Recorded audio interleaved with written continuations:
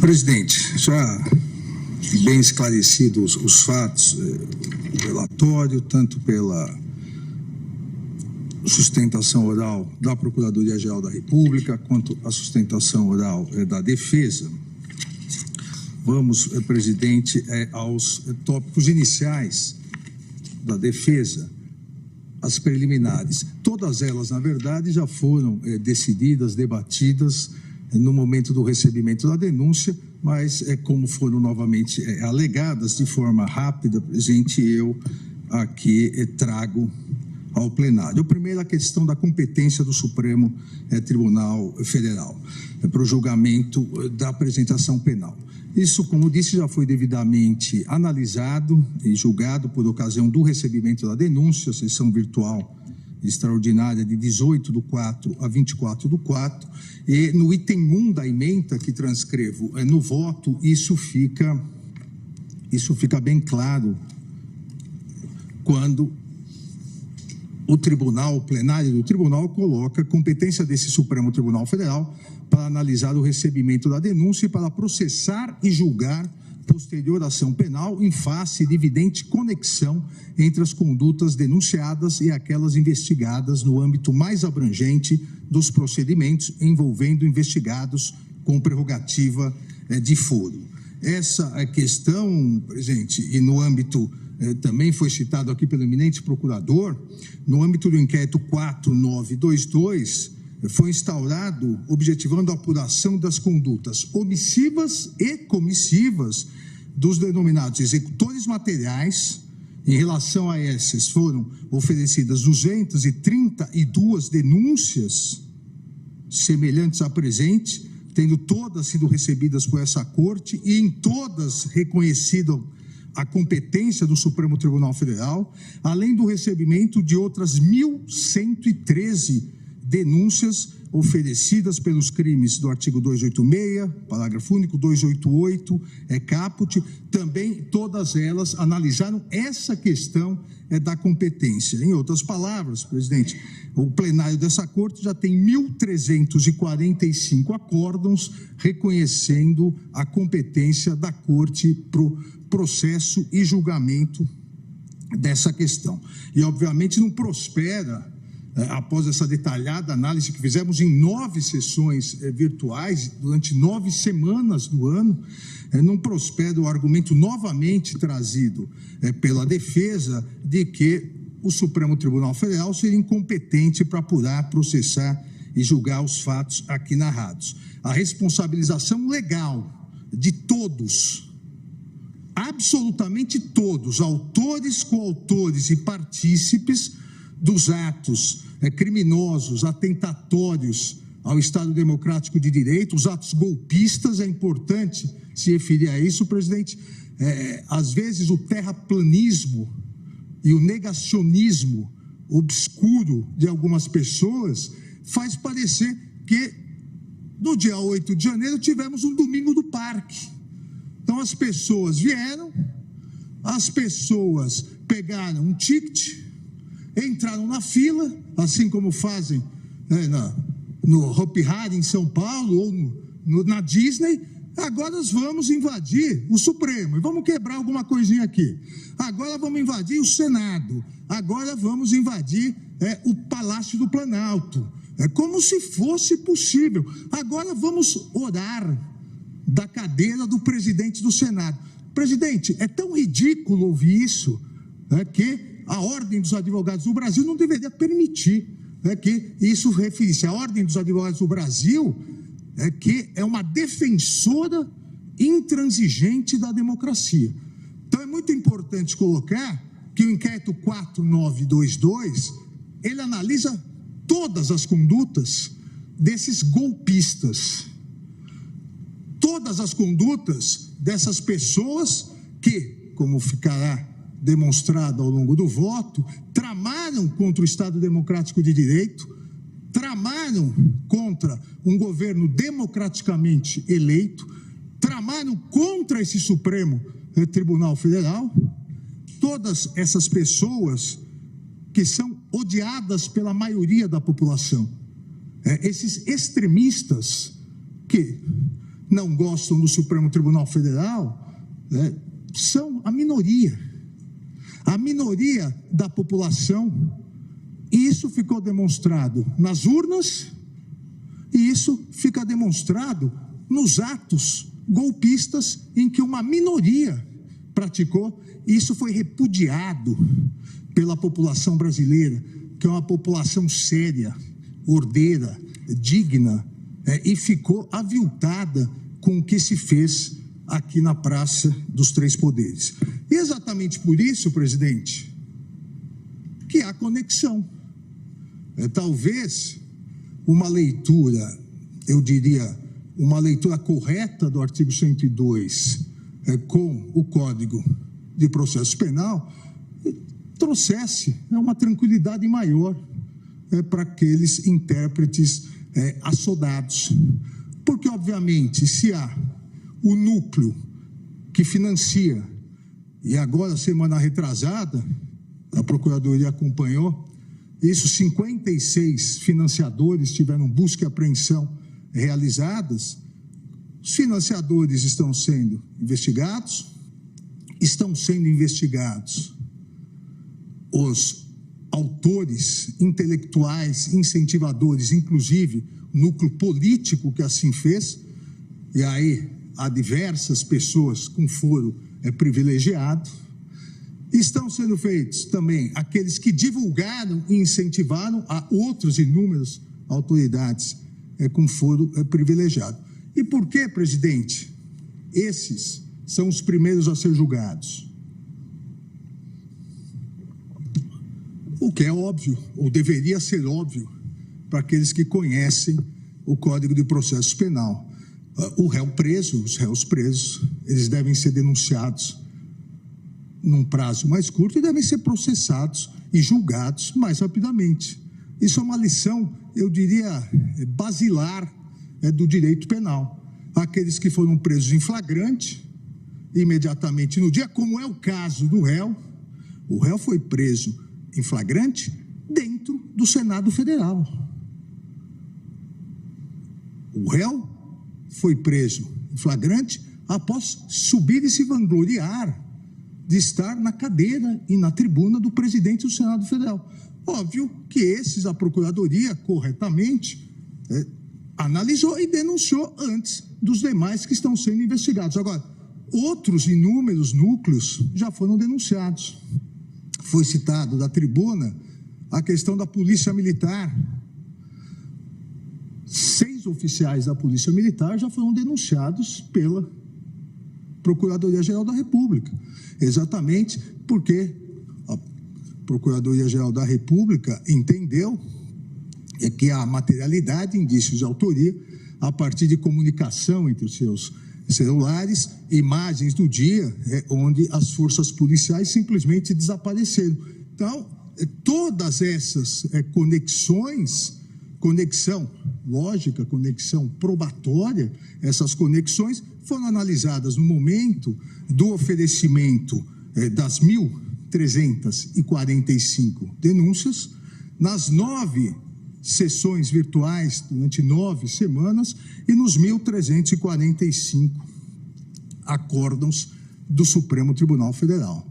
Então, presidente, o princípio do juiz natural, que é basilar no Estado democrático de direito, o princípio do juiz natural, esse princípio constitucional, está sendo observado por essa Suprema Corte, por esse órgão colegiado, e todas as decisões são colegiadas do plenário do Supremo Tribunal Federal, garantindo assim o devido processo legal, com seus corolários, ampla defesa e o contraditório, no âmbito da proteção do direito de liberdade de todos os réus.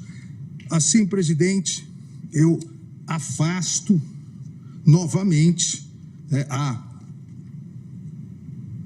preliminar de incompetência do Supremo Tribunal Federal, lembrando ainda, presidente, que em outro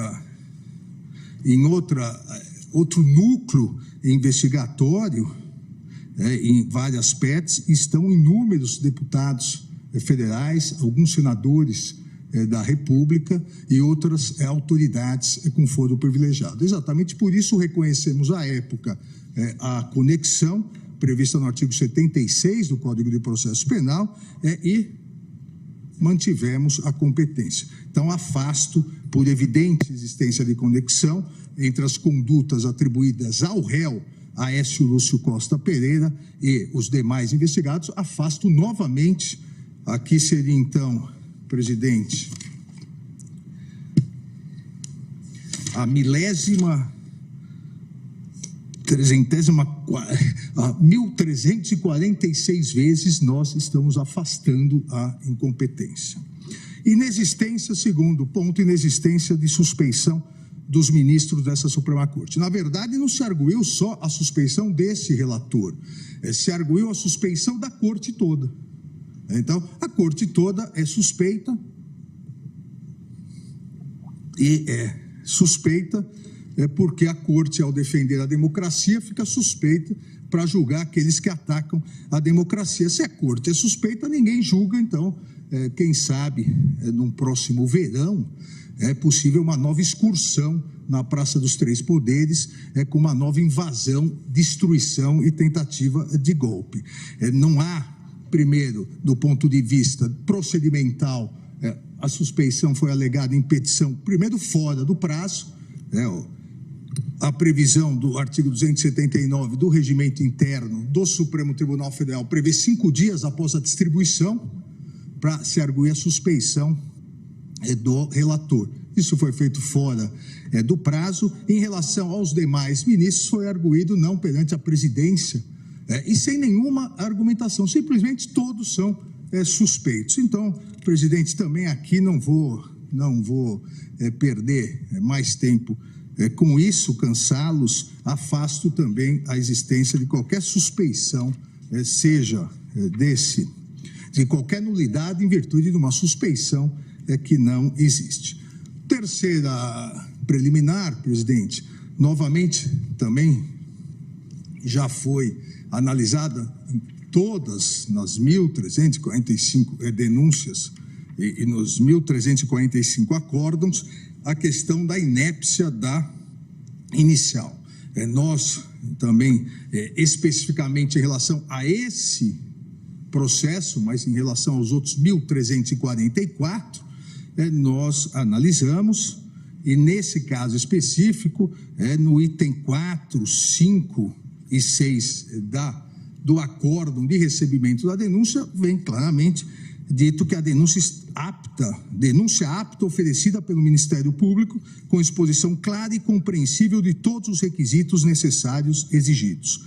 Presentes os requisitos do artigo 41 e a necessária justa causa para a ação penal, analisada, como sempre fazemos, a partir dos seus 3 componentes: tipicidade, punibilidade e viabilidade, de maneira a garantir a presença de um suporte probatório mínimo a indicar a legitimidade da imputação, sendo traduzida na existência no inquérito de elementos sérios e idôneos que demonstram a materialidade do crime e de indícios razoáveis de autoria. Acusação coerente na exposição dos fatos criminosos, com todas as suas circunstâncias, a qualificação do acusado, a classificação do crime e o rol das testemunhas, permitindo ao acusado a compreensão da imputação e, consequentemente, o pleno exercício do direito de defesa, como é exigido pela Constituição e por essa Suprema Corte. E pudemos verificar não só pelo devido processo legal, pelas alegações finais da defesa, como pela sustentação oral da defesa, que a defesa pôde impugnar ponto a ponto os argumentos trazidos pela acusação dentro dessa par condício, dessa paridade de armas entre acusação e defesa, para que o tribunal possa, a partir dessa análise probatória e apresentação das alegações das partes, possa julgar o caso.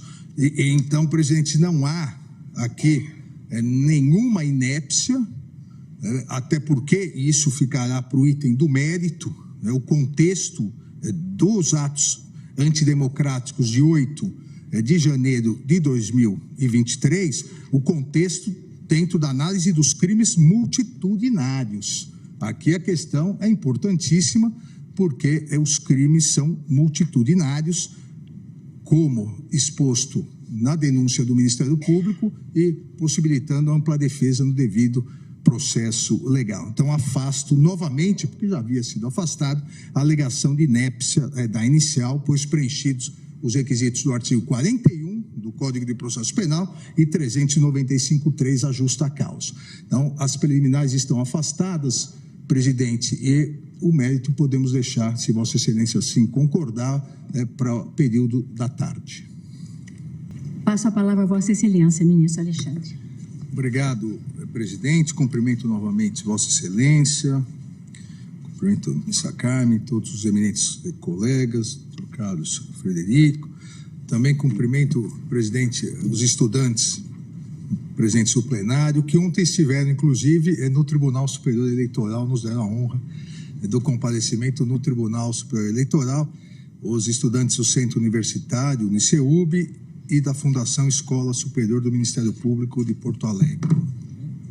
Presidente, dando sequência agora, eu ingressarei no mérito da ação e distribuir o voto a Vossas Excelências, e a metodologia será, em primeiro lugar, explicar exatamente o contexto dos atos antidemocráticos de 8 de janeiro de 2023, o contexto dos crimes multitudinários, e a partir disso demonstrar a participação, a verdade, coautoria do réu Aécio Lúcio Costa Pereira, porque é muito importante que todos, inclusive aqueles que não são da área jurídica, entendam exatamente o que é um crime multitudinário.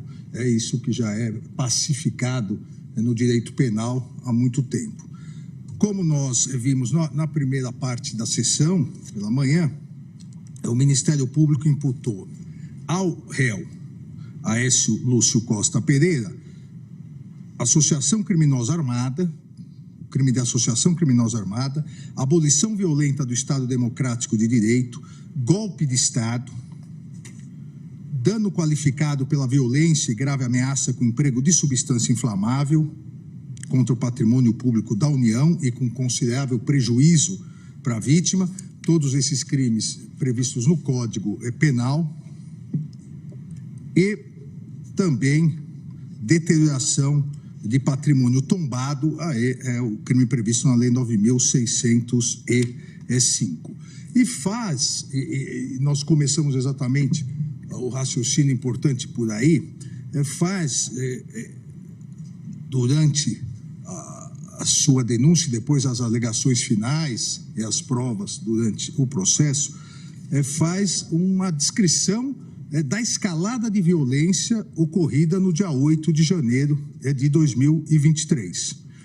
Coloca, e as provas corroboram, que houve, por parte de uma turba violenta e antidemocrática, uma insatisfação, inclusive alimentada por outros núcleos que estão sendo investigados em outros inquéritos, por um núcleo político, por um núcleo de divulgação e por um núcleo de financiadores.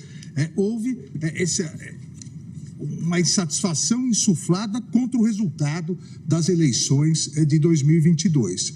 E a partir disso, uma série de atos, a partir da eleição, uma série de atos antidemocráticos, criminosos, golpistas, que culminaram exatamente com os atos de 8 de janeiro de 2023, onde essa turba, essa multidão criminosa, ela invadiu sem autorização a Praça dos Três Poderes, primeiro a esplanada, que estava proibida pelas forças de segurança, ingressou com o conluio e a omissão de diversos agentes de segurança que estão sendo investigados, vários já denunciados e alguns comandantes da Polícia Militar presos exatamente por isso, ingressou depois na Praça dos Três Poderes e de forma violenta essa turba passou a destruir o patrimônio público, destruir bens do Congresso Nacional, do Supremo Tribunal Federal com maior violência e no Palácio do Planalto. E fez por quê? Por qual o ânimos? Está muito claro também, está muito claro, não só nesse iter criminis, desde o final da eleição, como será colocado, mas também nas próprias mensagens que vários réus que foram presos em flagrante postaram.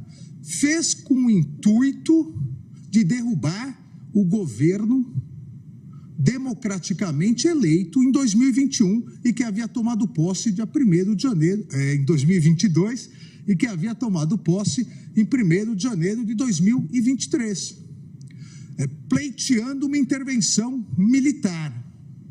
Ora, não estavam com armamento pesado, não estavam com fuzis, estavam numericamente agigantados, violentos, e a ideia exatamente é que, a partir dessa destruição, essa tomada dos 3 prédios que representam os 3 poderes da República, houvesse a necessidade de uma GLO, e com isso eles estavam pedindo que as forças militares, principalmente o Exército, aderisse a esse golpe de Estado. Esse foi o iter criminis, essa foi o planejamento e a execução, que não ganhou respaldo das Forças Armadas, e as forças de segurança posteriormente foram acionadas e retiraram os criminosos dos 3 prédios e realizaram as necessárias prisões em flagrante. E esse crime, ou essa execução, é uma execução multitudinária. Nas palavras da doutrina, é uma alma coletiva, uma multidão criminosa que acaba constituindo, aqui as palavras do professor René Ariel Dotti, acaba constituindo uma espécie de alma nova dos movimentos em massa. Aquele movimento em massa, ele passa a realizar as condutas criminosas. Um agente acaba exercendo influência no outro. Um agente acaba induzindo, instigando o outro. E as condutas vão sendo praticadas pela turba, pela multidão. Por isso também é chamado de crime de multidão. E isso é pacificado no direito penal. Não há nenhuma dúvida da responsabilidade subjetiva, não se trata de responsabilidade objetiva, que não é admitida em direito penal, responsabilidade subjetiva, cada um agiu com dolo, a fazer parte dessa turba, ao ingressar na esplanada ilicitamente, ao ingressar na Praça dos Poderes, dos 3 poderes, ao depredar e ao pleitear a derrubada do governo democraticamente eleito e um golpe de Estado com intervenção militar. O que torna o crime coletivo, o crime multitudinário, é o fato de, em virtude do número de pessoas, você não tem necessidade de descrever que o sujeito A, ele quebrou a cadeira do ministro Alexandre, o sujeito B quebrou a cadeira do ministro Fachin, o sujeito C, ele quebrou o armário do ministro Cristiano Zanin. Não. A turba criminosa destruiu o patrimônio do Supremo Tribunal Federal. A turba criminosa destruiu o patrimônio do Senado Federal. E volto a dizer, não há, isso é importante ressaltar, não há nenhuma dúvida no direito penal da existência e dos elementos que constituem esse crime. Nós temos aqui e o exemplo clássico é uma rixa, é uma briga de torcidas uniformizadas, onde você não precisa identificar que o A deu um soco no B, o C levou uma cadeirada do D, ou seja, são grupos que praticaram um crime e você descreve a conduta. E a conduta, a Procuradoria-Geral descreveu detalhadamente. A conduta e a execução do delito e mais. O elemento volitivo, o dolo. Houve dolo, uma clara intenção de a realização de uma invasão criminosa, no caso dos autos, no Senado Federal, invasão criminosa no Congresso e se dirigindo ao Senado Federal, para tomada ilícita de poder via intervenção militar, pleiteando uma intervenção militar com a queda do governo democraticamente eleito e, para isso, utilizando-se de violência juntamente com os demais e a destruição que nós veremos logo agora. Então, razão, primeiro, importante já salientar nesse primeiro momento,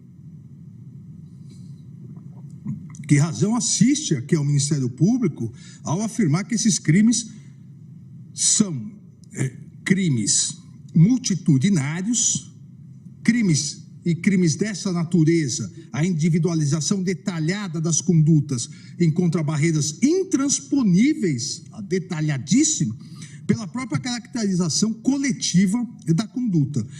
Não resta dúvidas, porém, é isso que a acusação tem o dever de comprovar durante a ação penal, não resta dúvidas de que todos, nos crimes multitudinários, todos contribuíram para o resultado, eis que se tratava realmente de uma ação conjunta, perpetrada por inúmeros agentes direcionados ao mesmo fim.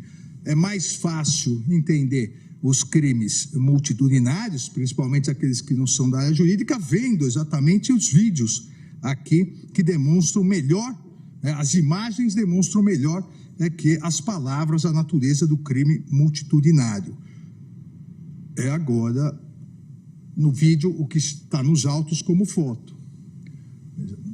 Vejam, não há necessidade de descrever cada uma das condutas, porque as condutas são da turba, um insuflando o outro, um instigando, um induzindo, são copartícipes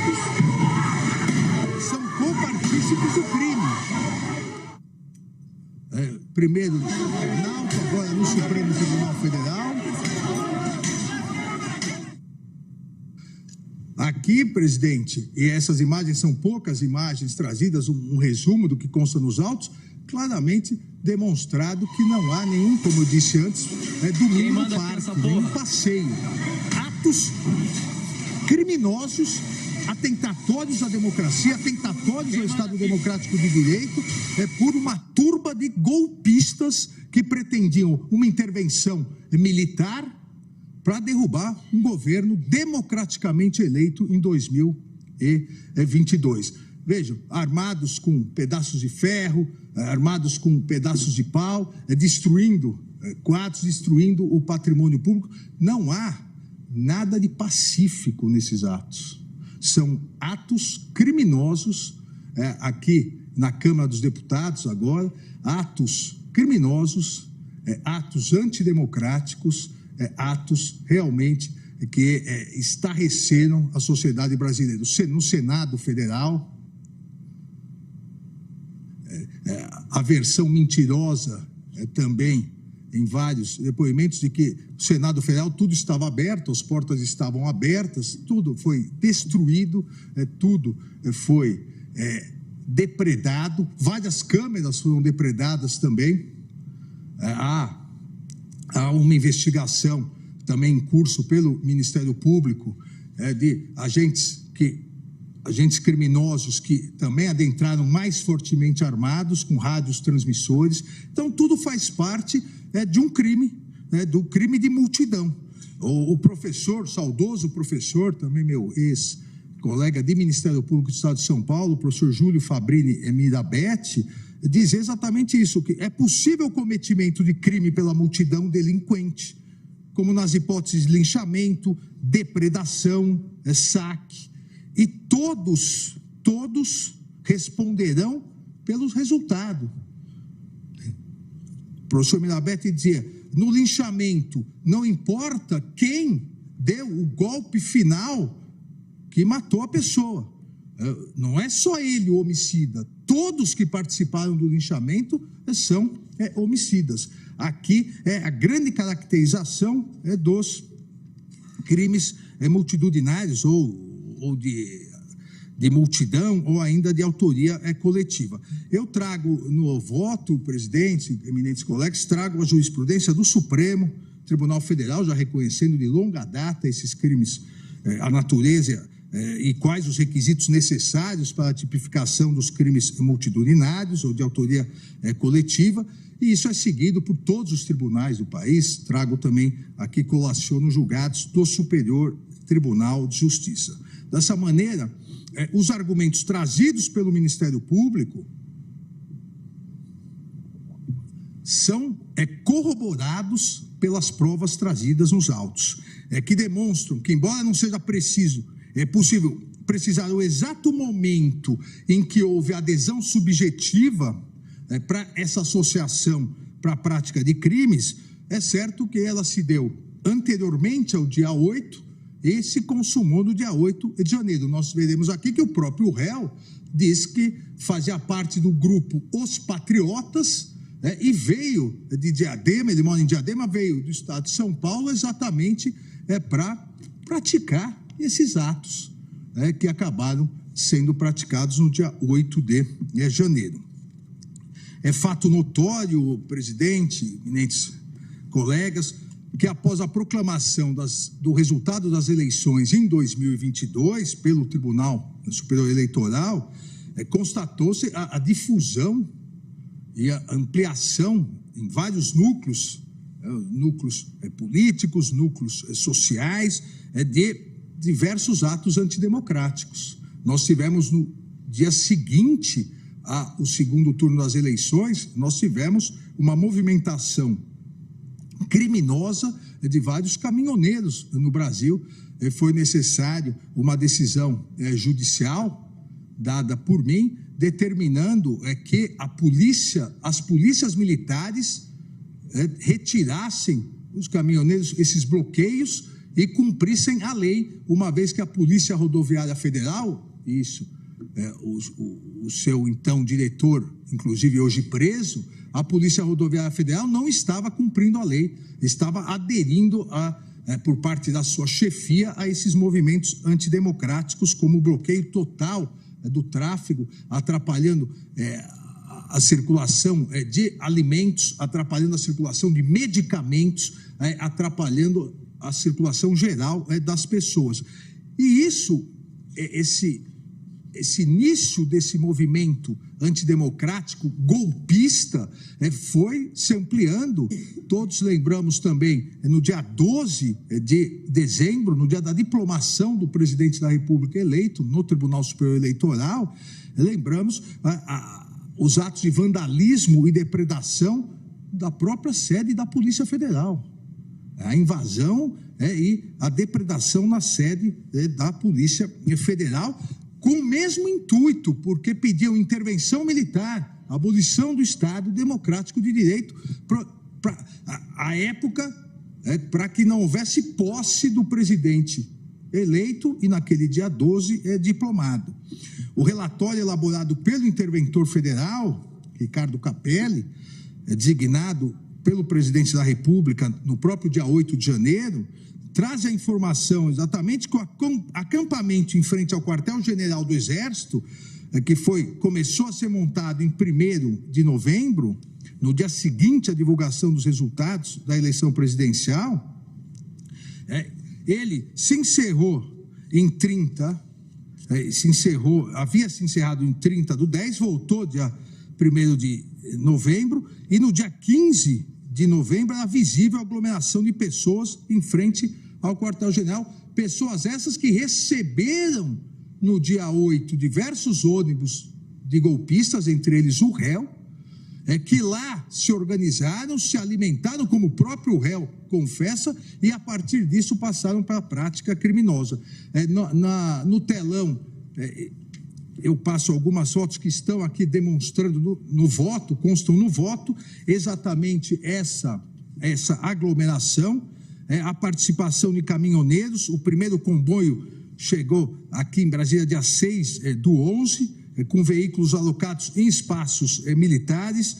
Dia 12/12, pretenderam ampliar isso para tentar causar aquela grande confusão criminosa causada no dia da diplomação. E lembrando que essa sequência de atos golpistas, no dia 24 de dezembro, foi localizado artefato explosivo junto a um caminhão-tanque, tendo os autores sido identificados, estão presos e confessaram, vejam, confessaram aqui o artefato, confessaram que iriam explodir um caminhão-tanque perto do aeroporto. Se não tivesse ocorrido um erro na montagem do dispositivo, aquilo teria matado centenas e centenas de pessoas que estavam no aeroporto, porque iria explodir o combustível, iria explodir ao lado do aeroporto. E confessaram mais, confessaram que fizeram todo um reconhecimento próximo ao Supremo Tribunal Federal para verificar a possibilidade de darem tiros de sniper. Eles eram CACs, colecionadores, atiradores e caçadores, para verificar ângulo para, se fosse necessário, assassinar os ministros do Supremo Tribunal Federal. Eles próprios confessaram. Então, uma escalada golpista, uma escalada violenta, isso é um fato notório. Não é possível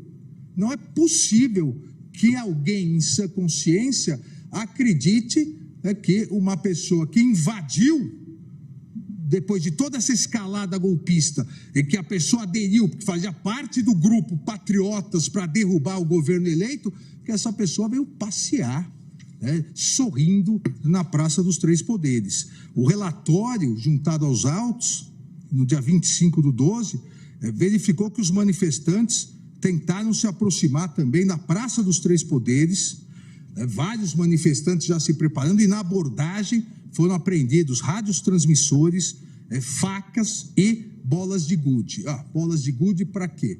Aqueles que sabem dos atos criminosos, bolas de gude para jogar quando a cavalaria chega, a cavalaria da polícia militar chega, se joga a bola de gude porque o cavalo acaba caindo, e aí a turba violenta acaba agredindo não só o animal, como o policial que está em cima. Ou seja, não há dúvida dessa escalada de violência. O próprio Ministério Público, a Procuradoria-Geral da República,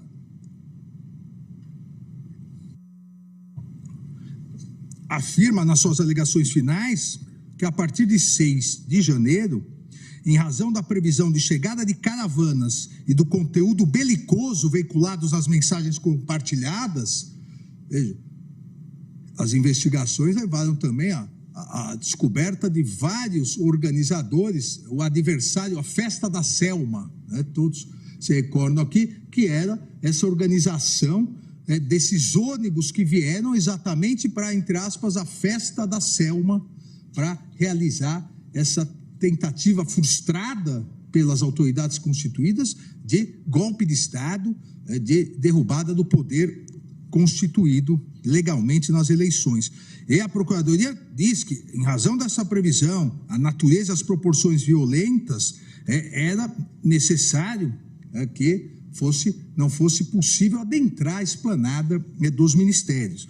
O relatório de inteligência, juntado também aos autos, relatório de inteligência do dia 6 de janeiro, sobre os atos previstos entre 6 e 9, dizia exatamente, destacava a possibilidade de invasão e ocupação a órgãos públicos, participação de grupos com intenção de ações adversas, bem como orientação de que o público participante estavam convocando adultos em boas condições físicas, e a participação de muitos CACs, caçadores, atiradores e colecionadores de armas de fogo.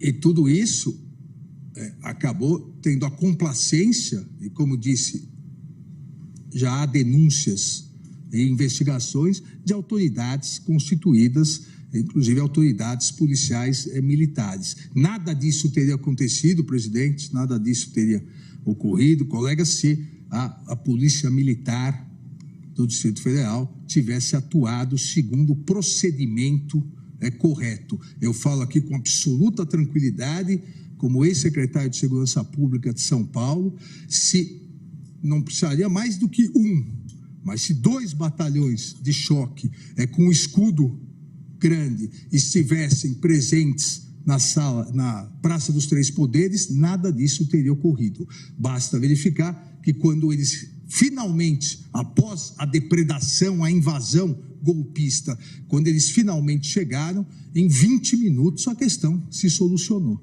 Então, houve omissão de autoridades e essas autoridades, várias estão presas, outras estão sendo investigadas e várias já denunciadas pelo Ministério Público.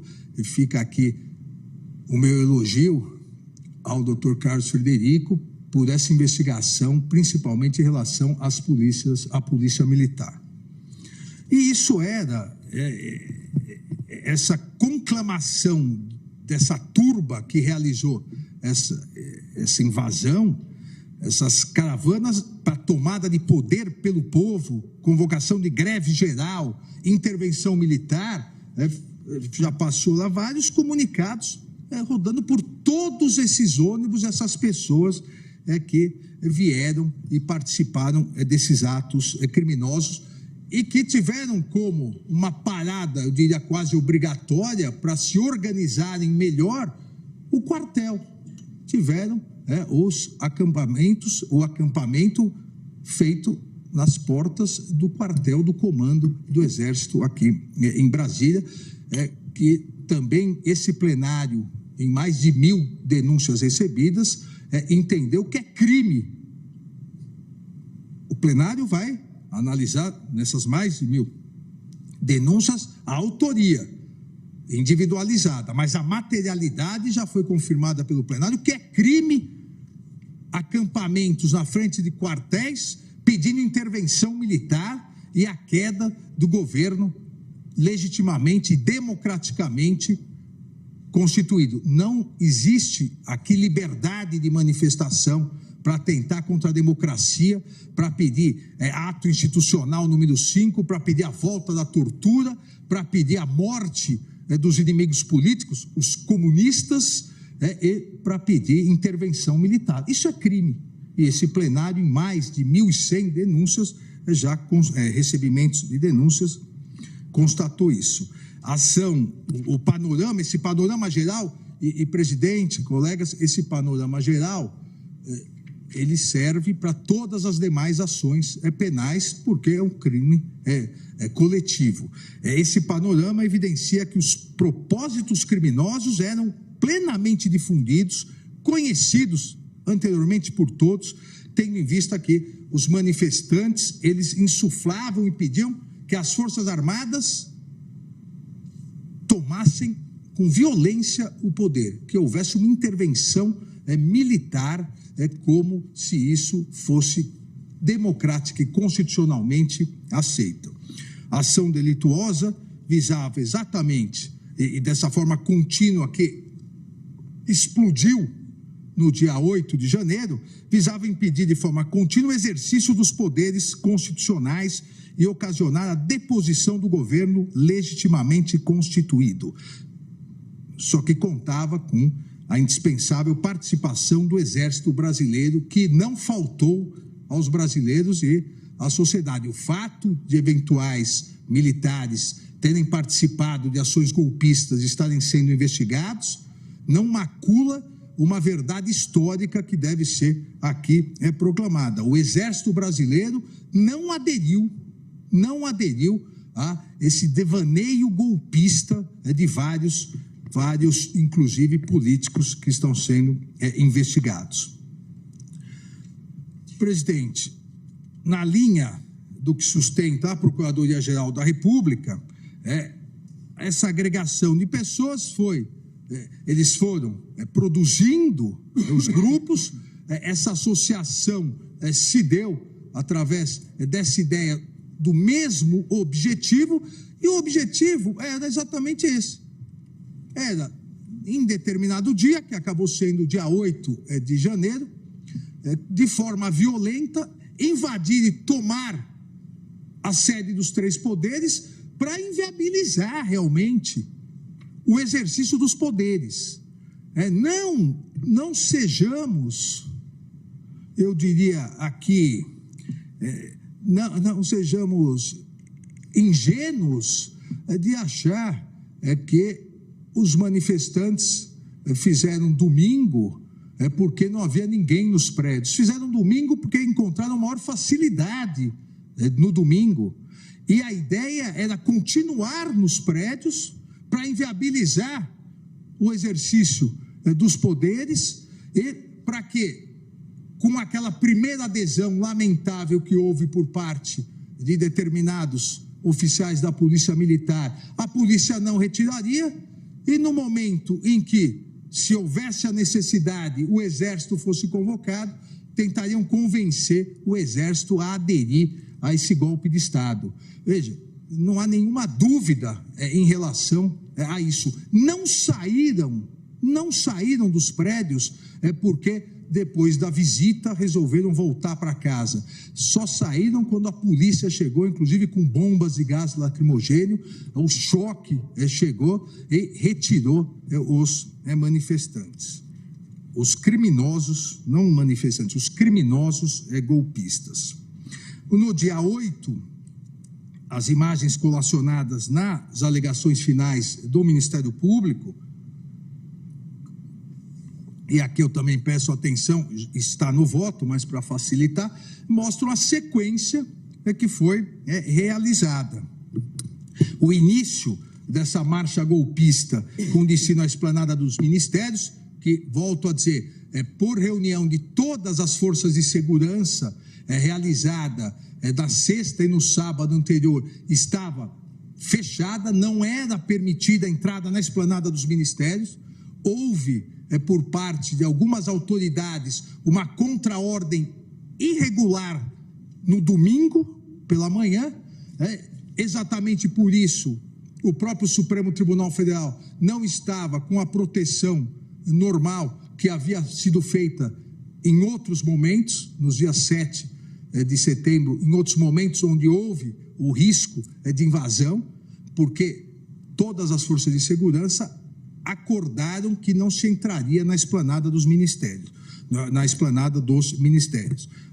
Ocorreu essa invasão, mostra a linha do tempo que às próximas 14h45 houve o rompimento da barreira de contenção policial, o que viabilizou que essa turba golpista prosseguisse em direção ao Congresso Nacional com a retirada dos gradis. Aproximadamente às 15 horas ocorreu a invasão da parte interna do Congresso Nacional. Às 15h10, outro grupo adentrou o estacionamento e a parte de trás do Palácio do Planalto, subindo a rampa às 15h20. Às 15h30 foi rompida parte da estrutura de segurança do Supremo Tribunal Federal, e aqui, presidente, também faço questão de salientar que a nossa segurança atuou de forma extremamente corajosa, porque como não havia a autorização de ingresso na esplanada dos ministérios, não foi montado todo aquele aparato maior de segurança, mas os agentes aqui de segurança que aqui estavam atuaram corajosamente contra uma turba enfurecida que os agredia, que jogava pedra, jogava pedaços de pau, vários estavam com facas, ou seja, nada pacífico, não houve nada pacífico nesse dia, até porque a tentativa de morte da democracia não é pacífica, é um ato violentíssimo. O que ocorreu dia 8 de janeiro foi um ato violentíssimo contra o Estado Democrático de Direito. Às 15h30, como disse, foi rompida parte da estrutura de segurança do Supremo Tribunal Federal com a invasão do local por 300 criminosos que iniciaram a depredação do prédio. A retomada dos prédios, como eu disse, só foi possível no início da noite, a partir daí sim da chegada dos batalhões especializados da Polícia Militar, que contiveram e prenderam inúmeros golpistas. Portanto, presidente, em relação e por isso que digo que essa parte ela é comum a todos os agentes que praticaram esse crime de multidão, em relação à materialidade ao elemento subjetivo, constata-se o contexto realmente de crimes multitudinários. E isso, na verdade, já havia sido reconhecido pela Corte, esse contexto e a materialidade, no recebimento da denúncia em acórdão publicado em 9 de maio de 2023, aqui no Supremo Tribunal Federal, onde dissemos na ementa, narrativa clara e expressa que se amolda a descrição típica dos crimes multitudinários ou de autoria coletiva imputados. Durante o processo, devido ao processo legal, as testemunhas ouvidas em juízo corroboraram as imputações feitas pela Procuradoria-Geral da República, descrevendo com riqueza de detalhes as circunstâncias e a execução dos diversos crimes praticados por toda essa turba criminosa durante os atos golpistas de 8 de janeiro, com invasão violenta na Praça dos Três Poderes, Congresso Nacional, Palácio do Planalto e do Supremo Tribunal Federal. Em relação aqui a conduta no Senado Federal, no Congresso, no plenário do Senado, também as testemunhas corroboram as imagens apontando a invasão por grupo que procedeu com violência contra as forças policiais, arremessando extintores, paus, pedras, bolas de gude, de maneira orquestrada. As testemunhas colocam que havia organização e divisão de tarefas, havia material gráfico com instruções. Não estavam aqui a passeio, presidente. Estavam aqui com uma finalidade golpista de derrubar o governo, de acabar com a democracia, de pedir intervenção militar e de destruir a sede dos três poderes. E houve apreensão de material gráfico com instruções, foram montadas depois barricadas para impedir acesso das forças policiais que foram chamadas, utilizaram-se de mangueiras para jogar água contra os policiais, e tudo impulsionado uns pelos outros. Exatamente o que ocorre em crimes de autoria coletiva. O induzimento, instigação e a execução coletiva, sempre com uma finalidade, que era derrubar o governo eleito e o clamor doentio por uma intervenção militar. Eu cito no voto, presidente, depoimento das testemunhas, aqui também a Polícia Legislativa Federal atuou com extrema competência dentro das suas possibilidades e extrema coragem. Eu cito o depoimento da testemunha Wallace Pereira, que diz exatamente isso, que participou da prisão em flagrante das pessoas que estavam no plenário do Senado, que foi obrigado a dar voz de prisão, havia recusa para a saída do plenário, ou seja, é uma fantasia criada de que depois de conhecerem o plenário do Senado, queriam sair livremente, é uma fantasia isso.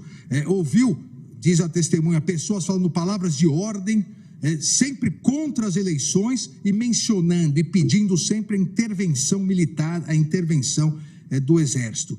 Presenciou, diz a testemunha Wallace Pereira, vários atos de violência praticados pelos invasores, vários com capuz, objetos na mão, vários vieram com panos com vinagre, já preparados para eventual gás lacrimogênio, utilizavam pontaletes, estilingues, extintores de incêndio e de forma agressiva.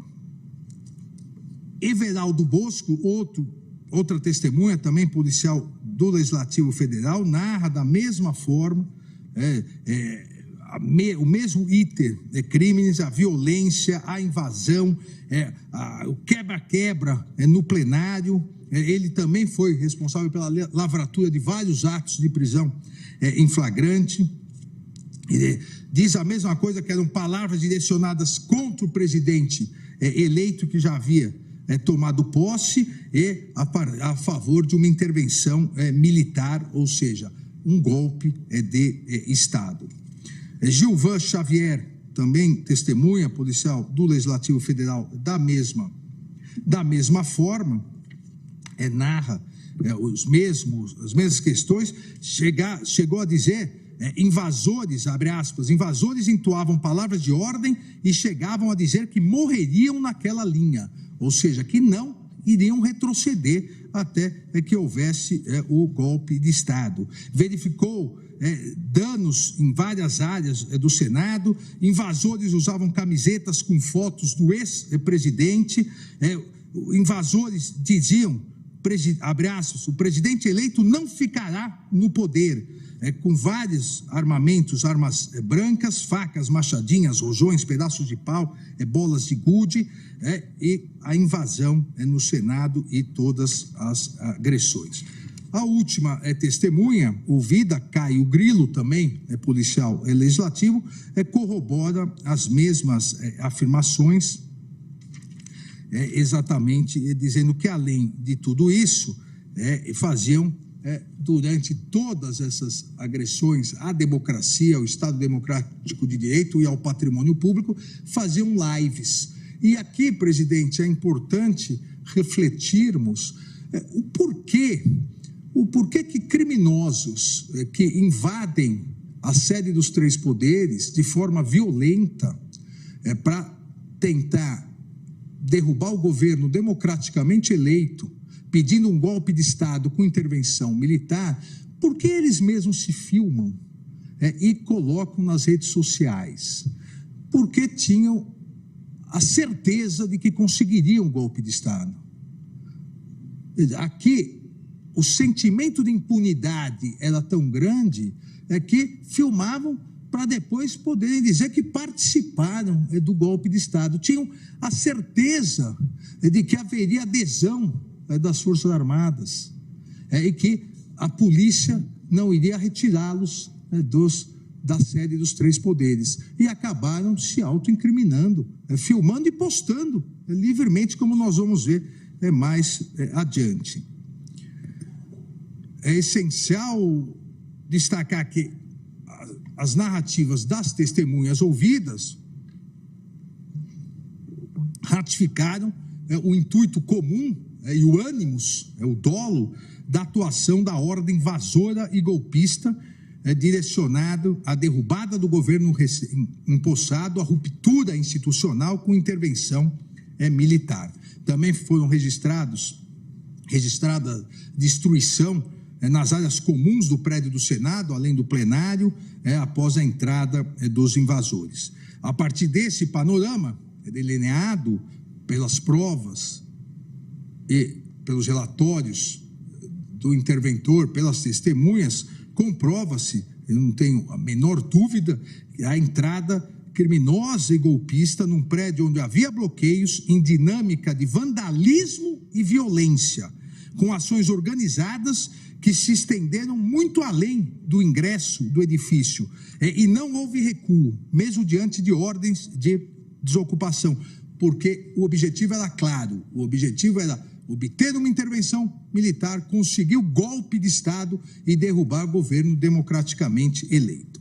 Nesse contexto, da presença, da absoluta certeza da materialidade de todos esses delitos imputados, dos crimes multitudinários, a participação, a coautoria de Aécio Lúcio Costa Pereira vem comprovada integralmente pela prova dos autos, presidente. O réu, Aécio Lúcio Costa Pereira, foi preso dentro do plenário do Senado Federal. Ele estava dentro do plenário do Senado Federal. Em seu interrogatório perante a autoridade policial, informou que é morador de Diadema e já frequentava o quartel do Sudeste, no bairro do Ibirapuera, em São Paulo, pleiteando o quê? Já confessou, pleiteando intervenção militar em conjunto com um grupo denominado Patriotas, o qual esse grupo denominado Patriotas organizou a vinda para Brasília em janeiro. Igualmente, o réu confessou ter acampado, chegando em Brasília, no quartel do Exército, à frente do quartel do Exército aqui em Brasília, e ter invadido a sede do Congresso Nacional e ingressado no plenário do Senado Federal. Eu transcrevo o seu depoimento no voto. Diz que fez uma doação de R$380 para o grupo Patriotas. Veja, presidente, um grupo que já pleiteava a intervenção federal na frente do quartel em São Paulo, no Ibirapuera, no quartel, no comando do Sudeste, se cotizou, fizeram doações, ele confessa que fez doação de R$380, para vir a Brasília fazer o quê? A mesma coisa, pleitear a intervenção federal, tentar que o golpe fosse realizado. E continua narrando, confessa que ficou no QG do Exército também aqui em Brasília, havia barracas, diz o réu, que disponibilizavam alimentação para a manifestação. Isso também está sendo investigado, que seu objetivo era lutar pela liberdade. Veja, ele confessa que veio pedindo uma intervenção militar com um grupo chamado Patriotas que já pedia intervenção militar em São Paulo para lutar pela liberdade. Qual era a liberdade? E nós vamos ver a sequência: derrubar o governo, na cabeça dele, do réu, derrubar o governo democraticamente eleito. E continua aqui dizendo que perto das 13h30 o grupo que liderava, veja, perto das 13h30, o grupo que liderava no QG do Exército determinou o início da caminhada, mostrando exatamente que havia uma organização criminosa. Aqui houve essa associação exatamente para tentar o golpe de Estado. E vai narrando que chegou, adentrou o Salão Negro, ascensou as galerias pela escadaria. Em seu interrogatório em juízo, confirma que invadiu confirma sua conduta de invasão do Congresso Nacional, e aí vem, obviamente, e diz que achou que seria algo pacífico. Como algo pacífico? Como é uma intervenção militar programada por um grupo chamado Patriotas, que já defendia isso na frente do quartel em São Paulo, como seria uma intervenção militar, um golpe de Estado pacífico?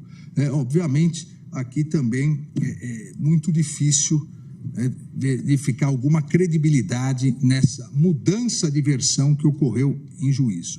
O réu, portanto, reconheceu que integrava um grupo autodenominado Patriotas, que atuava em frente do quartel-general de São Paulo, depois veio aqui para o quartel-general em Brasília, pleiteando ilicitamente a intervenção militar no país, e que organizou, inclusive com contribuição financeira, a vinda a Brasília para os atos golpistas, os protestos que acarretaram os atos golpistas de 8 de janeiro, tendo invadido a Praça dos Três Poderes e ingressado ilicitamente no plenário do Senado Federal. Houve também um trabalho técnico importante da Polícia Federal, que está nos autos,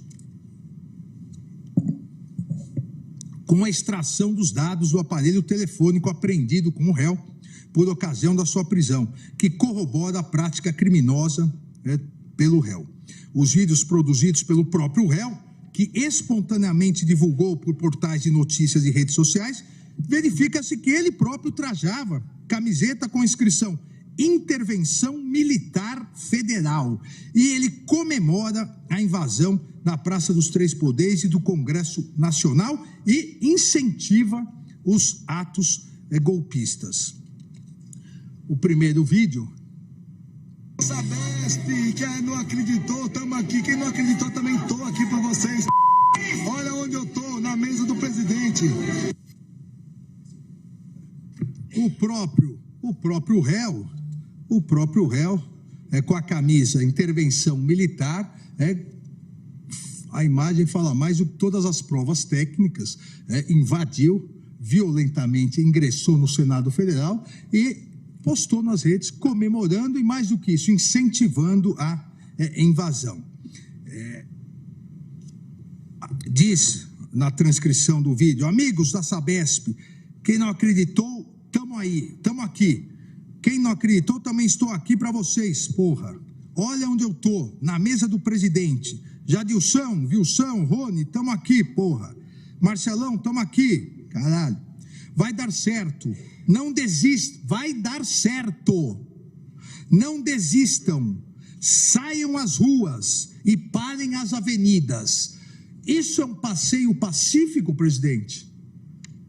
Ele veio aqui pacificamente conhecer o Senado Federal? Vai dar certo, não desistam, saiam nas ruas, parem as avenidas. Em outro vídeo que acompanha o laudo, também um réu, no meio do bando criminoso, que também participava dos atos golpistas, e ao lado de um outro homem chamado Leco, realizou gravação na rampa em frente ao Palácio do Planalto. Na mídia, Aécio Lúcio Costa Pereira incentiva a invasão, os atos golpistas, a depredação e o vandalismo, inclusive dizendo que, abre aspas, acho que defecará dentro do Senado e que nadará em um espelho d'água em que há no local. É o segundo vídeo. Supremo é o povo! Supremo é o povo! Supremo é o povo! Supremo é o povo! Caramba! Os caras cagam tanto no Brasil que eu acho que eu vou cagar lá dentro do Senado. Tô nem aí, não. Não, gente, é nóis. Tem um espelho d'água lá, vou nadar lá. Aquilo lá é meu, vou nadar lá.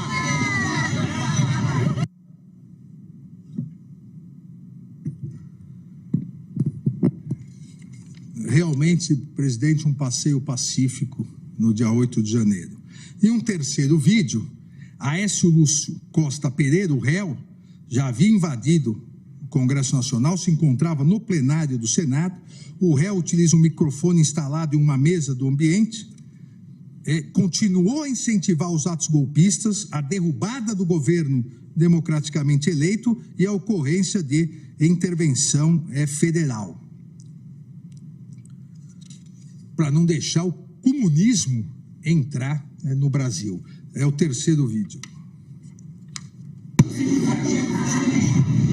Eu, como representante do povo, estou aqui para dizer que não aceito esse governo fraudulento como nosso representante.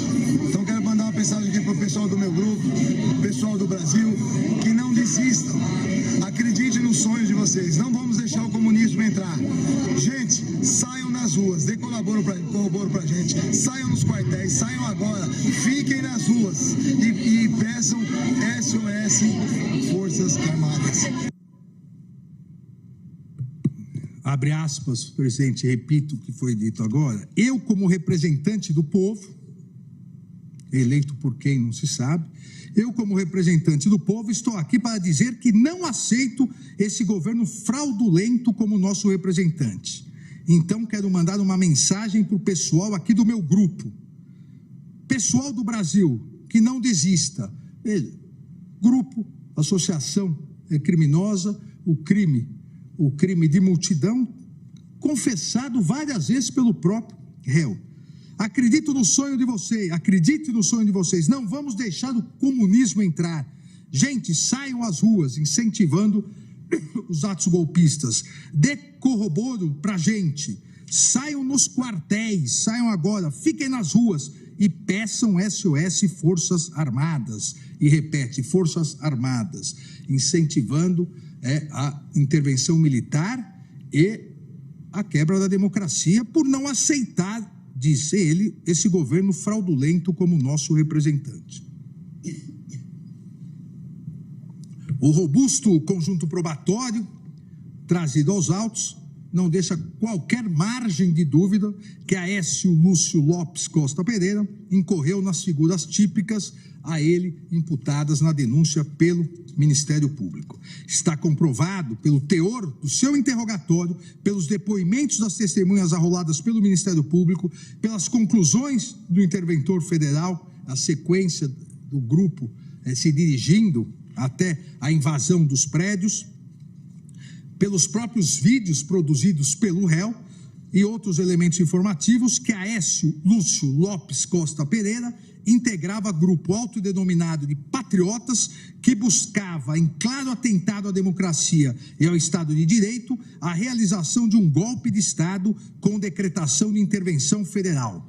E, como participante integrante das caravanas que estavam no acampamento do quartel-general em Brasília, naquele fim de semana, invasor de prédios públicos na Praça dos Três Poderes, com emprego de violência, tentou abolir o Estado Democrático de Direito, visando o impedimento ou restringindo o exercício dos poderes constitucionais.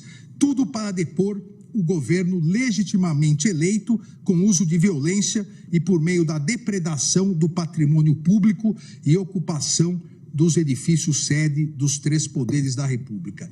Essa conclusão, presidente, sem nenhuma dúvida, as provas dos autos demonstram exatamente isso. E a partir disso, presidente, agora, de forma mais rápida e específica, entrarei nos itens de cada um dos crimes imputados. Abolição violenta do Estado Democrático de Direito, que é o artigo 359-L do Código Penal.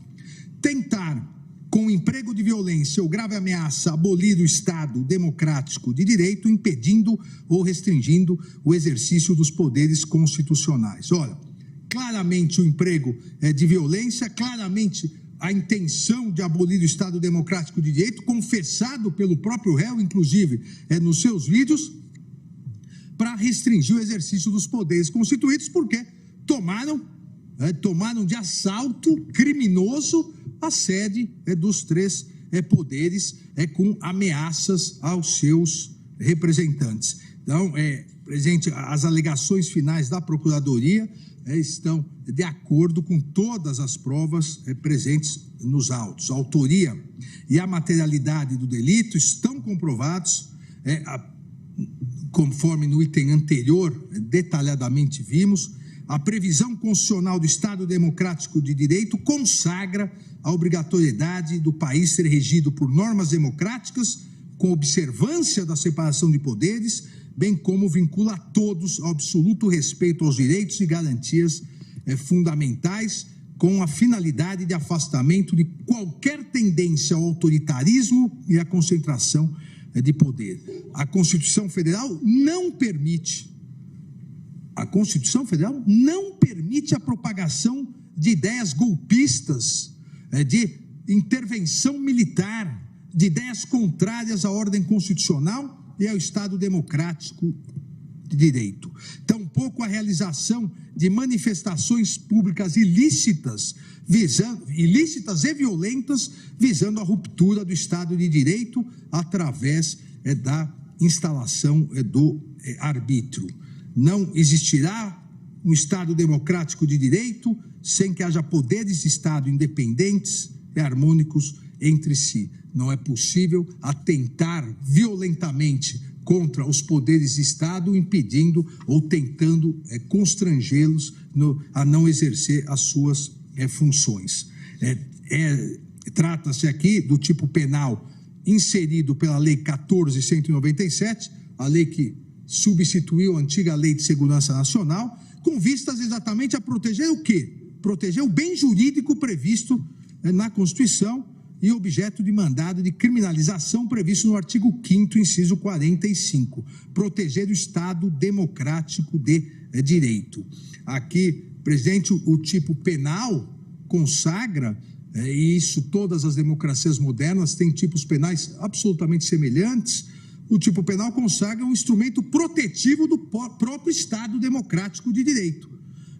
O Estado Democrático de Direito precisa ter às mãos instrumentos legais para combater as atividades ilegais, as atividades violentas que visem o final da democracia, que visem exatamente encerrar o Estado Democrático de Direito.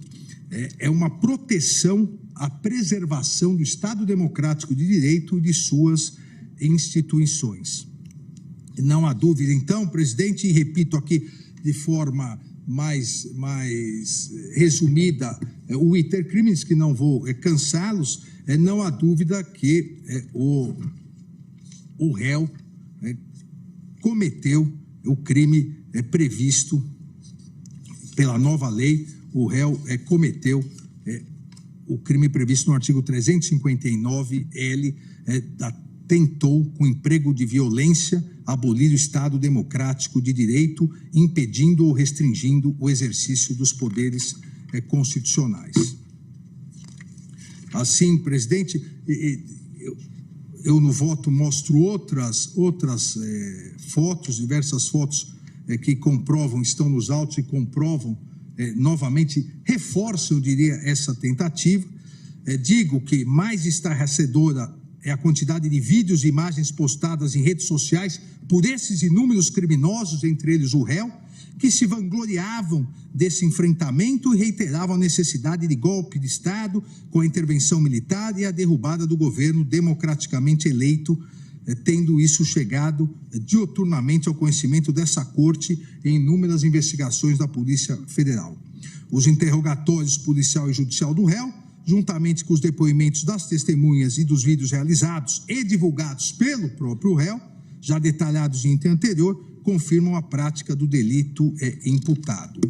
Dessa forma, presidente, voto no sentido da condenação do réu Aécio Lúcio Costa Pereira pela prática do crime previsto no artigo 359-L do Código Penal. Da mesma forma, presidente, voto no sentido da condenação do réu Aécio Lúcio Costa Pereira pela prática do crime previsto no artigo 359-M do Código Penal, o nome iuris, golpe de Estado, tentar depor por meio de violência ou grave ameaça o governo legitimamente constituído. Importante aqui salientar, presidente, que são crimes, como a própria Procuradoria-Geral da República detalhou, absolutamente autônomos. Os tipos penais são diversos. Nós tivemos já aqui o crime do 359-L, quando se tentou, por exemplo, invadir o Supremo Tribunal Federal, constrangendo o exercício do Poder Judiciário. Só que naquele momento não houve a tentativa de golpe de Estado. Então, são crimes autônomos. No dia 8, houve os dois crimes. O crime do 359-L do Código Penal e o crime do 359-M do Código Penal. Tentar depor por meio de violência ou grave ameaça, o governo legitimamente constituído. E aqui, presidente, também, por mais ridículo que pareça, eu preciso fazer um esclarecimento, porque são tantos absurdos que se ouve, que às vezes o básico é necessário ser esclarecido.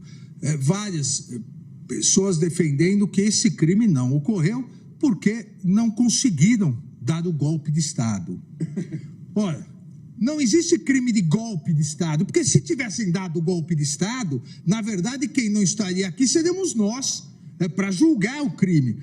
Quem dá o golpe de Estado não é julgado, porque ganhou na violência o que democraticamente perdeu. Por isso que as elementares do tipo são bem claras. Tentar depor.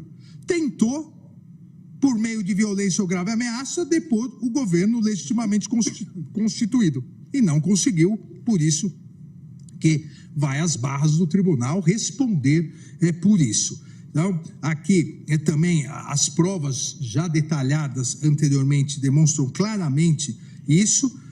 Os extremistas, entre eles o réu, que se auto-intitulava do grupo Os Patriotas, e usava uma camisa intervenção militar. Aqui não é nem só uma confissão oral pelos vídeos, é uma confissão de vestimenta, configurou o crime. Também junto outras fotos demonstrando essa tentativa, mas não há nenhuma dúvida da autoria e materialidade da prática delituosa prevista no artigo 359-M. E rememoro aqui de forma mais resumida o que falei anteriormente no item genérico.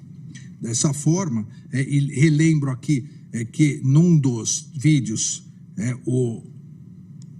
o réu diz que não aceita esse governo fraudulento como nosso representante, diz, está mandando mensagens para amigos saírem às ruas, irem até as Forças Armadas, para não deixar o comunismo entrar, e pede aos quartéis e ajuda às Forças Armadas. Então, logicamente, aqui é comprovado de forma absoluta o crime, a prática criminosa do artigo 359-M por parte do réu. O crime de dano qualificado pela violência e grave ameaça com emprego de substância inflamável contra o patrimônio da União e com considerável prejuízo para a vítima. Aqui, presidente, também importantíssimo, e por isso que fiz inicialmente o item genérico. Aqui é importantíssimo o contexto dos crimes multitudinários. Não é porque o réu não foi ele que estava com o elemento inflamável, que ele não responde também. Todos em coautoria respondem pelo que todos fizeram, repito, em coautoria nos crimes coletivos. A norma diz destruir, inutilizar ou deteriorar coisa alheia e é qualificada se o crime é contra o patrimônio da União, como foi no caso, e também com emprego de substância inflamável ou explosiva. O Ministério Público aqui impõe, aponta na denúncia essa conduta. A violência, a pessoa, o grave ameaça foi dirigida às tropas e forças de segurança. Tivemos inúmeros policiais feridos, inúmeros agentes de segurança feridos, conforme relatório. Também tivemos prejuízos e tal, aqui só no Senado Federal, relatório de danos ao patrimônio do Senado em mais de 20 milhões. Há várias fotos sobre a estrutura dos prédios públicos, depredado, as imagens no relatório preliminar de vistoria do IFAM, ou seja, não há dúvida que houve aqui o dano. Há nos autos as fotos, e aqui também passando as fotos dos 3 prédios que foram depredados. Nós nem precisaríamos ver novamente, porque isso está na memória, lamentavelmente, isso está e ficará na memória de todos os brasileiros, como disse Vossa Excelência no dia 1º de fevereiro, na abertura do Judiciário, o dia da infâmia, dia 8 de janeiro, onde acarretou mais, até agora já chegou a mais de 30 milhões os prejuízos acarretados por esses golpistas criminosos e violentos. As qualificadoras do artigo 163 incidem na conduta do réu, as qualificadoras são emprego de violência à pessoa contra os agentes de segurança, emprego de substância inflamável, há fotos depois da substância inflamável, e o próprio fogo colocado em vários tapetes e outros móveis comprova os laudos. Aqui o que foi apreendido foi contra o patrimônio da União, a terceira qualificadora, e por motivo egoístico ou com prejuízo considerável para a vítima. A vítima, a União, prejuízo, como eu disse, já de mais de 30 milhões.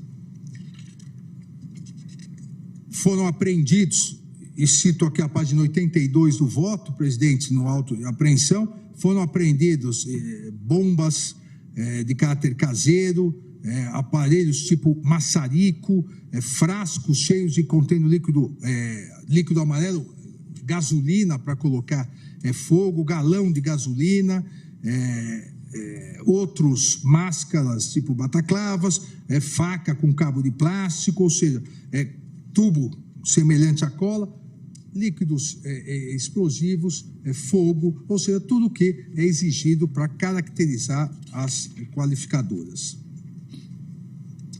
Dessa forma, presidente, e repito aqui o que disse anteriormente, além de tudo, o réu continuava incentivando, seja aqui, os seus companheiros, como ele disse, no plenário do Senado, seja pedindo para saírem às ruas, para que houvesse a tomada do poder e continuassem no Senado Federal, continuassem na prática criminosa que causou todos esses danos ao patrimônio público. Então, também voto no sentido da condenação do réu, Aécio Lúcio Costa Pereira, pela prática do crime previsto no artigo 163, parágrafo único, incisos 1, 2, 3 e 4 do Código Penal. Deterioração do patrimônio tombado. A Procuradoria-Geral da República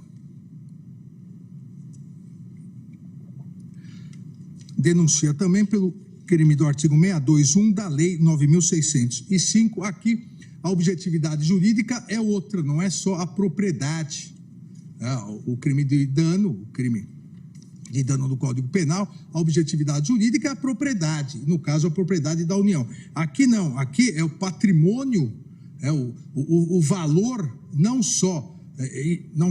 muito mais do que o valor físico, patrimonial, o valor histórico, o valor da memória do país. Destruir, inutilizar ou deteriorar bem especialmente protegido por lei, ato administrativo ou decisão judicial. Ou seja, além da depredação geral, houve especificamente a deterioração, e nós vimos aqui o relógio de 1808, trazido por Dom João VI ao Brasil, quadros de Di Cavalcanti, ou seja, a horda criminosa, os vândalos golpistas, não deixaram nada intocável. Então, a Procuradoria-Geral da República, a fim de tutelar o patrimônio cultural, e é por isso que são crimes também independentes, aqui são crimes específicos, o artigo 621 da Lei 9.605, a objetividade jurídica, a tutela do patrimônio cultural, e o edifício sede dos poderes e o conjunto urbanístico da Praça dos Três Poderes são bens protegidos pelo Unesco, pelo governo do Distrito Federal e pelo IPHAN. Além disso, são representativas da obra de Oscar Niemeyer, sendo protegidas pelo processo de tombamento 1550, empreendido pelo IPHAN. Não há dúvida sobre a materialidade do delito, as imagens e os laudos comprovam, e a autoria, também a autoria coletiva, nesse contexto de crimes multitudinários. Dessa forma, também voto no sentido da condenação do réu Aécio Lúcio Costa Pereira pela prática do crime previsto no artigo 621 da Lei 9.605 de 98. Associação criminosa armada, artigo 288, parágrafo único do Código Penal. Associarem-se 3 ou mais pessoas para fim específico de cometer crimes. Também foi detalhado pelo Ministério Público que, embora de início salientei isso, não fosse possível precisar o exato momento em que houve adesão ou associação. Nessa ação é mais fácil, até porque ele próprio confessa que o grupo Patriotas já se postava na frente do quartel-general de São Paulo para pregar a intervenção militar, e se cotizaram, ele doou R$380 e vieram para Brasília. Então aqui ainda é mais patente ainda que em outros casos, para praticar essa série de crimes. Não vieram aqui, como eu disse, passear, vieram aqui para a prática dessa série de crimes, até porque o propósito criminoso era plenamente difundido e conhecido anteriormente, tendo em vista que os manifestantes queriam o quê? Queriam intervenção militar, golpe de Estado e derrubar o poder legalmente constituído via eleições. Cito aqui, presidente, também as provas produzidas, outras fotos que também não há necessidade de repetirmos, mas as circunstâncias já narradas nos autos mostram que houve ajuste de vontades nesse crime, no grupo Patriotas, e nesse crime de autoria coletiva, com direcionamento para um enfrentamento no dia 8 de janeiro com as forças de segurança, agressões físicas dirigidas aos policiais, atos de violência, tentativa de golpe de Estado, o constrangimento ao exercício dos poderes constituídos, depredação e invasão da sede dos 3 poderes. A causa de aumento de pena do parágrafo único do artigo 288 também deve incidir, porque, e aqui cito o professor e magistrado de São Paulo, o professor Guilherme de Souza Nutti, que a utilização de armas brancas, armas impróprias, também caracteriza a qualificadora, não há necessidade só para caracterização da qualificadora, e aqui algumas das armas apreendidas, não há necessidade só de armas de fogo. Dessa forma, presidente, também para ganharmos tempo, eu Voto no sentido da condenação do réu Aécio Lúcio Costa Pereira pela prática do crime previsto no artigo 288, parágrafo único do Código Penal. Diante de todo exposto, julgo procedente a presente ação penal e condeno o réu Aécio Lúcio Costa Pereira nas penas dos artigos 359-L, abolição violenta do Estado Democrático de Direito, 359-M, golpe de Estado, 163, parágrafo único, 1, 2, 3 e 4, dano qualificado, todos o Código Penal, 621, deterioração do patrimônio tombado, essa conduta da Lei 9.605 de 98, artigo 288, parágrafo único, associação criminosa armada. E se Vossa Excelência permitir, já passo à dosimetria da pena. Sabemos que a dosimetria da pena, no Brasil, é o critério trifásico descrito no artigo 68. E deve levar em conta as circunstâncias judiciais inicialmente previstas no artigo 59 do Código Penal em relação a cada caso concreto, de acordo com suas circunstâncias, e encerra sempre uma certa discricionalidade judicial para a efetivação. Vossa Excelência mesmo sempre recorda, presidente, que não são critérios matemáticos. O nosso sempre decano, ministro Celso de Mello, até com algum requinte, tentou estabelecer um critério mais ou menos matemático, mas sempre há uma discricionariedade nesse sentido. Exatamente, é por isso, eu vou detalhar rapidamente, mas detalhar o porquê cada uma das penas será fixada no meu voto. Sabemos que a identificação de circunstância desfavorável ao réu, a depender de sua gravidade, pode ensejar um acréscimo mais intenso na pena do que a presença em outros contextos.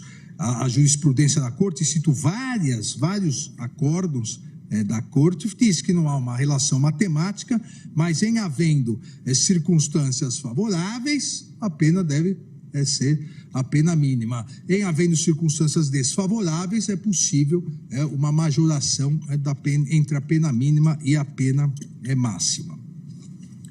Assim, presidente, em relação ao artigo 59, faço uma única análise, porque vale para todos os delitos. Para a fixação da pena base, revela-se, entendo, acentuada a culpabilidade do réu, pois nessa fase, como juízo de reprovabilidade ou censurabilidade da conduta, percebe-se que houve enorme extrapolação daquela que é própria da prática da infração penal. Como já consignado, o réu se associou ao grupo criminoso cujos propósitos denotam a recalcitrância e observância de regras mínimas do estabelecimento e manutenção da própria ordem democrática político-social do país, na busca por uma ruptura institucional com um golpe de Estado, intervenção militar e fim do Estado Democrático de Direito, que demonstra a sua conduta social negativa. É extremamente grave a conduta de participar da operacionalização de concerto criminoso voltado a aniquilar os pilares essenciais do Estado Democrático de Direito, mediante violência e danos gravíssimos ao patrimônio público, como já registrado e reiterado ao longo desse voto. Tudo porque não aceitou o resultado das eleições e, por isso, queria o fim da democracia com um golpe de Estado. Ou seja, os motivos para a prática delituosa também são contrários ao réu. Conforme destaquei, presidente, minha posse na presidência do Tribunal Superior Eleitoral, a democracia não é um caminho fácil, exato ou previsível, mas é o único caminho. A democracia é uma construção coletiva daqueles que acreditam na liberdade, daqueles que acreditam na paz, que acreditam no desenvolvimento, na dignidade da pessoa humana, no pleno emprego, no fim da fome, na redução das desigualdades, na prevalência da educação e na garantia da saúde de todos os brasileiros e brasileiras. A democracia é uma construção coletiva de todos que acreditam na soberania popular e, mais do que isso, de todos que confiam na sabedoria do povo, que acreditam que nós todos, autoridades, do Judiciário, Executivo e Legislativo, somos passageiros, mas que as instituições devem ser fortalecidas, pois são permanentes e imprescindíveis para um Brasil melhor, para um Brasil de sucesso e progresso, para um Brasil com mais harmonia, com mais justiça social, com mais igualdade e solidariedade, com mais amor e esperança. A prática delituosa do réu foi exatamente contra tudo isso. Foi contra o exercício da democracia, o exercício ou a crença do Brasil democrático, um Brasil melhor. Então, a sua conduta social, a sua culpabilidade são de alta reprovação.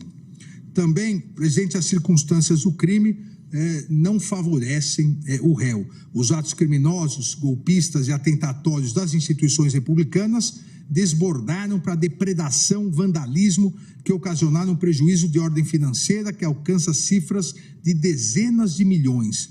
Para além da perda do viés social, político, histórico, alguns inclusive irreparáveis a serem suportados por toda a sociedade brasileira.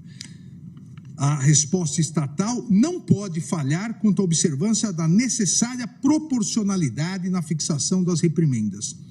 Por consequentário, já que na primeira fase da dosimetria devem ser sopesadas todas as particularidades do panorama posto, a fim de que os quantitativos da reprimenda aguardem razoabilidade, proporcionalidade, suficiência e adequação para com a hipótese. A dimensão do episódio, isso também é importantíssimo, suscitou manifestações oficiais de líderes políticos de inúmeros países, de líderes religiosos, de organizações internacionais, todos certamente atentos aos impactos que as condutas criminosas dessa natureza podem ensejar em âmbito global e ao fato de que, infelizmente, não estão circunscritas à realidade brasileira, à vista, por exemplo, dos lamentáveis acontecimentos ocorridos em 6 de janeiro de 2021, com a invasão do Capitólio nos Estados Unidos.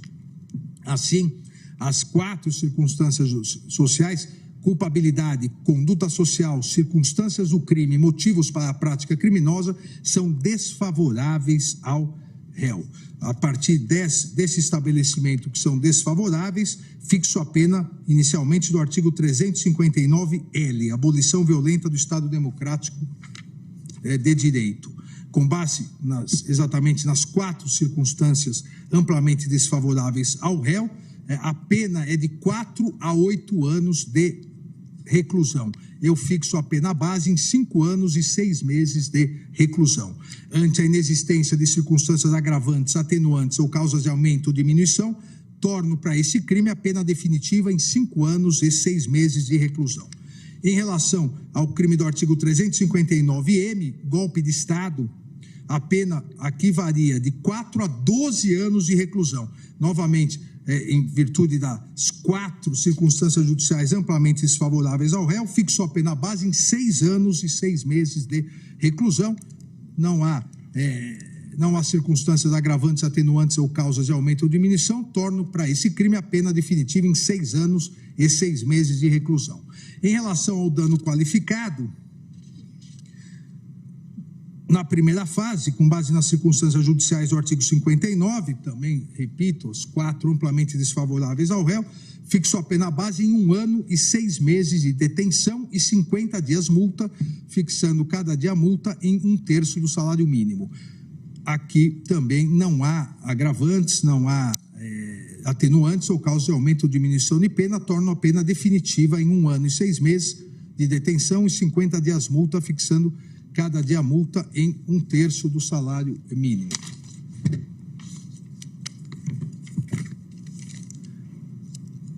Em relação à deterioração do patrimônio tombado da lei, o artigo 621 da lei 9.605 de 98, a pena é fixada, a pena prevista de reclusão de 1 a 3 anos e multa. Eu fixo a pena base em 1 ano e 6 meses de reclusão e 50 dias multa, fixando cada dia multa em 1/3 do salário mínimo, aqui também porque amplamente desfavoráveis às 4 circunstâncias judiciais. Se torna definitiva essa pena porque não há atenuantes, agravantes a serem consideradas ou causas de aumento ou diminuição de pena.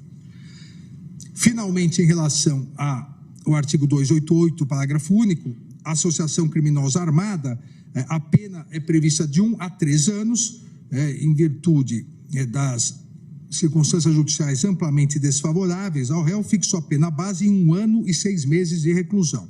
Nos termos do parágrafo único, a pena aumenta-se até a metade se a associação é armada ou se houver a participação de criança ou adolescente, majora em 1/3 e torna a pena definitiva em 2 anos de reclusão para esse crime.